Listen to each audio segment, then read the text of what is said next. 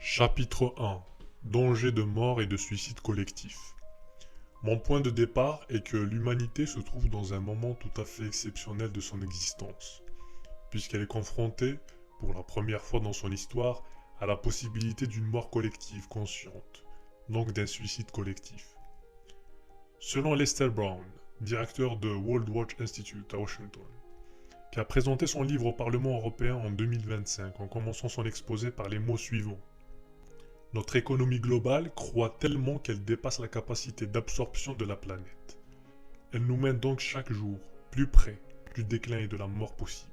Il est assez évident pour la plupart des observateurs et pour le public en général que notre modèle occidental de développement est polluant et non soutenable. Mais cela allait encore plus ou moins tant que nous n'étions que 750 millions d'Occidentaux, États-Unis plus Union européenne, et tant que nous avions pu exporter nos nuisances dans d'autres pays.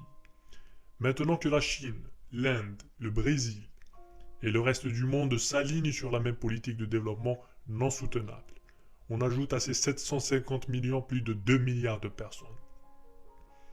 À ce moment, il devient encore plus évident qu'il n'y aura plus assez d'énergie fossile.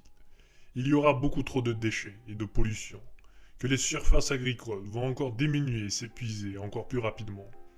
La production de CO2 va augmenter de manière exagérée.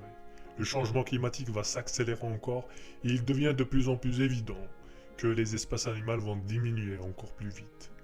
Bref, nous allons droit au mur et encore beaucoup plus rapidement que prévu initialement.